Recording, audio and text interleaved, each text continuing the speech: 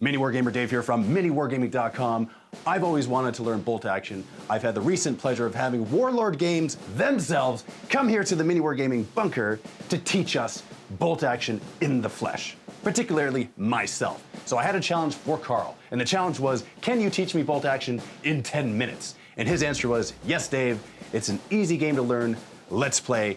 I accept your challenge. So without further ado, this is bolt action in 10 minutes. We play and call it work.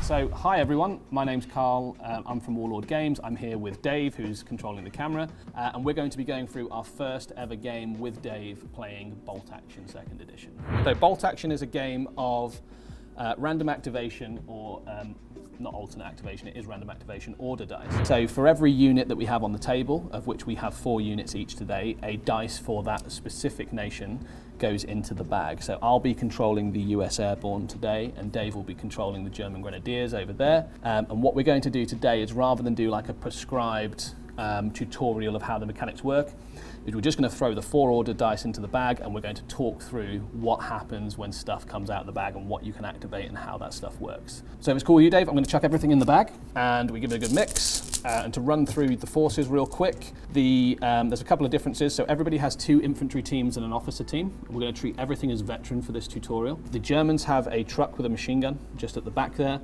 and the Americans have a medium machine gun team, which is just hiding behind the sandbag wall here. So you will be the silver dice, I will be the black dice, and it's silver first. Let's talk through the orders dice, because they're quite critical in terms of bolt action. There's 6 orders on the dice. So we've got a fire, which is you stand still and shoot. We've got an advance, which is you move half your move distance and shoot. We've got run, which is you move your entire move distance, but you can't shoot or do anything else. Then we have ambush. You stay still, wait for something to move near you and shoot it. We have down, which is effectively a duck for infantry units. It makes them more difficult to be shot at. And then we have a rally. And a rally is when we come into talking about how pin markers and being suppressed works in the game. They are able to shed those pin markers. But for my first activation, I'm going to very kindly set you up with something to do. So I'm going to run this infantry unit out into the open. It looks like bait. Yep. So for infantry, a run is 12, or a full move is 12. So if they were to advance, if they were to have moved and shot, they would have moved 6 inches and fired their weapons. Let's get the second dice out. It's you. So a game round lasts until all the dice are out the bag. Okay. That's the end of turn 1. And then all the dice go back in the bag unless you want to retain any orders. You can now pick any unit your side of the table that you command, and you can give them any of the orders that are on that dice. So from over here, yep. What's the range of my guns on these guys? So this is a submachine gun team. So they're really good at either firing lots of shots at short range or getting into close combat. The way that shooting works is everybody in bolt action hits on a 3. This is 50-50, it's just above a 50-50 chance of actually landing the shot. There's a negative to moving, there's a -1 to moving, it's a -1 to soft cover, -2 for hard cover, and -1 for long range. Literally all of the mechanics for shooting. But because you've got submachine guns, those guys can move up 6 inches and potentially get really close to me to maximize their chance of shooting. So would you like me to move them up 6 inches? Sure. You know what? Close combat's calling. Okay, man. let's do it. Yeah, so, close combat. Right, I'm going to move my order dice out of the way. Oh, that's automatic. There's no measuring. There's no. Well, you've got a 12-inch move from the back. So you've got 10 dudes in that squad. So you need 10 dice. My guys are veteran, so you're straight up trying to kill them. So you're just looking for 5s. Oh, 5s. Okay. Yeah. So I get 4.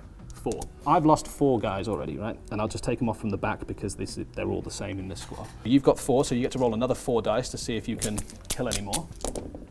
Another 2. Does that keep on going? Nope, that's it. Now I've got 3 guys that are still alive. So you've already won because the winner of the combat is the person that kills the most people. I can't physically kill more than 3 people. Brutal. I kill 1 guy, so you lose a dude. Okay. However, that is it now. Those guys are dead. If you lose combat, unless you're a fanatic unit, you're gone. Brutal. So that's how you influence the dice mechanic in the game, is by destroying units. So now I have 1 dice out of the bag that I can't use anymore because that unit's gone. He says that, but let's see what comes out of the bag. It is you.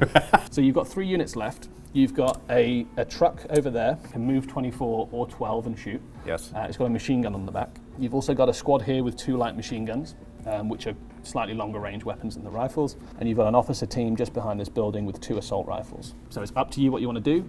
The way line of sight works in this game is if you can see it, you can shoot it.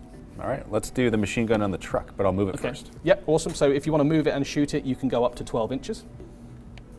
Perfect. And I presume your only target from there is going to be my machine gun team, right?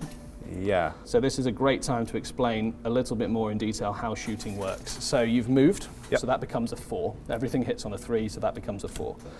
You're at long range, that becomes a 5. Yes. My guys are behind hard cover, which is a +2, so that becomes a 7. So how do we roll a 7 in bolt action on a D6? So you're looking for 6s followed by 6s. So the improbable shot. Wow. Yeah. But the good news is German machine guns get more shots than normal machine guns. So a medium machine gun usually gets 5. For Germany, you always add 1 to their machine gun. So you got 6 dice, but you are looking for 6s followed by 6s. So I get 1 6. Yep. And no. Oh, I thought you were going to do it then. That unit's activated, we pop the order dice next to it, and we pull another one out of the bag, and it's me. You've charged my guys and killed them, which has made me very sad. So what I'm going to do is I'm going to advance my Americans to here. I've got 2 BARs, which are 2 shots apiece. They have a range of 30 inches, but they're definitely going to be at half range. You're just out of point blank, unfortunately. And then I've got 1, 2, 3, 4, 5 riflemen. So I can move and shoot most of my weapons without a penalty. So that's their army-specific? That's their army-specific rule. So in this scenario, it would have been a 4 because I've moved, but I'm back down to a 3. So I'm just looking for 3s to cause a pin. So I've scored 4 hits there. Because I've scored a hit, at least 1 hit on that unit, they suffer a pin marker. Probably a really good time to talk about how pins work in this game. Every unit in this game has a morale value. For veterans, it's 10, which is what we're both using now. When it comes to your next turn to activate this unit, we need to roll a 10 on 2d6 minus the amount of pin markers they have. For every pin marker, it's -1 for them to shoot. So they're less likely to follow their orders, and when they do, they're less likely to actually hit anything or be of any use. But I digress. I've got 4 hits on your guys. I'm looking for 5s to kill, and I've killed 1 guy. Completely, it's always up to the person who's been shot as to whether it's what model comes off. Okay, well, let's do something with this unit. So this unit's a mixed unit for you. This is your very shooty unit. So we're going to go, your machine gun team's there. It's line of sight, model by model. If they can see it, they can shoot it. Your rifles are at long range, but your machine guns aren't. So in that squad, you've got 2 light machine guns, which would be 4 shots. But as we know for the Germans, that becomes 5 shots. So that's 10 dice, which are all hitting on 4s. So you've definitely caused a pin on the Americans. 4, 5, 6 riflemen. Sorry, you've moved, which is a 4. And then you're at long range, which is a 5. 2. 2 more hits. And the way killing works in this game is you are literally just trying to roll a 5 on all the hits and any 5s or 6s that you get for a veteran troop. 2. 2. Okay, did you get 6s there? I did. So there's a thing called exceptional damage in bolt action. So when you roll to kill, it's always down to the other player to take the model off. If you roll those 6s again, if you get a 6, you can pick the model that comes off. So I can get like a special weapon? Or you can take off my machine gun guy. Not quite. So I'm just going to take off 2 riflemen because I want to keep my BARs. They've got a bit more range. But crucially, you've caused a pin as well. And it's over to yourself. And again? I believe the last unit you have, I think, is is your officer team, yeah. So they've moved, which they don't get a penalty for because they've got assault rifles.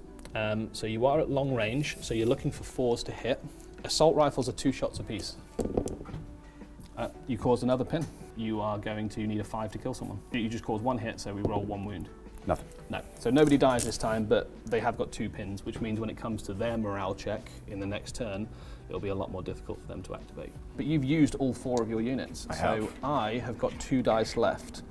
I have a machine gun team here, and I have an officer team here. So I am going to fire my machine gun team at your officer over here. I'm over half range, so that becomes a 4, and you're behind we'll call this some soft cover, so it's going to be a 5. Your officer team is 2 men or less, so that's a small team. So it's an extra -1 to hit, so it becomes a 6.